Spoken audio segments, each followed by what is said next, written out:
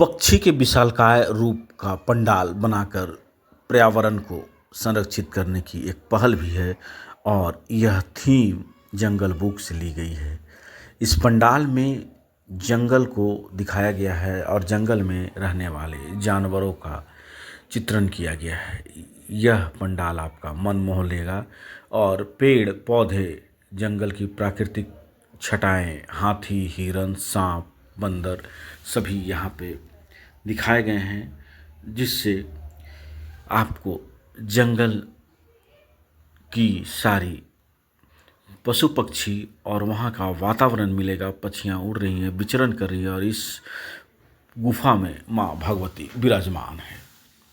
जंगल book की theme पे बना यह पंडाल बच्चों को काफ़ी आकर्षित करेगा, क्योंकि यहाँ पे वो चिड़ियाघर में पाए जाने वाले जानवरों के सारे रूप का चित्रण देखेंगे। पंडाल को बखूबी और बारीकी से बनाया गया है। हम बात कर रहे हैं नव युवक संघ उपकार क्लब दुर्गा पूजा समिति का, जो कि तकरीबन 1926 से लगातार बनाया जा रहा है। इसके अध्यक्ष अनिल सिंह हैं और इस पूजा पंडाल का उद्घाटन आदित्य विक्रम जायसवाल के द्वारा आज किया गया। उद्घाटन के बाद से आम पब्लिक के लिए यह पंडाल खोल दिया गया है और वो बच्चों के साथ आकर के इस पंडाल का अवलोकन कर सकते हैं और यहाँ की प्राकृतिक वातावरण में अपने आप को सुरक्षित महसूस कर सकते हैं। पंडाल का उद्घाटन कई भाजपा नेताओं के सहयोग और समर्पण की यह भावना है। यहाँ पे कई लोग वरिष्ठ जन शामिल रहे हैं, जिन्होंने माँ भगवती से प्रार्थना की और राज्य और देश की सुख समृद्धि की कामना की। मंत्रोच्चार के साथ पंडाल का उद्घाटन किया गया।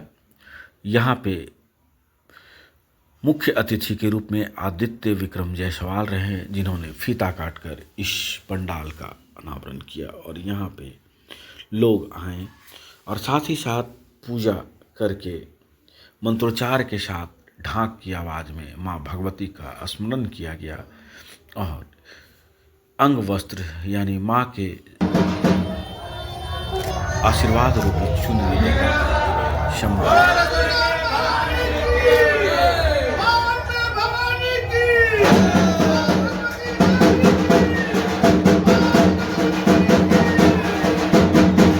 हमें गर्व है कि हम सनातनी हैं। हमें अपनी संस्कृति पे गर्व है।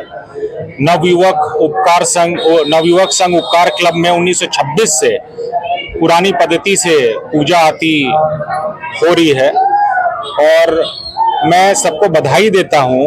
उपकार क्लब के अध्यक्ष अनिल सिंह जी को, सब हमारे बड़े भाई आज हैं यहाँ पे, शंकर दुबे जी हैं, केसरी जी हैं, गोपी जी हैं, कमेटी मेंबर्स को बधाई देता हूं कि हर साल के तरह आज भी एक भव्य आयोजन इन्होंने किया है इस साल। और ये थीम जो है ये जंगल बुक की थीम है।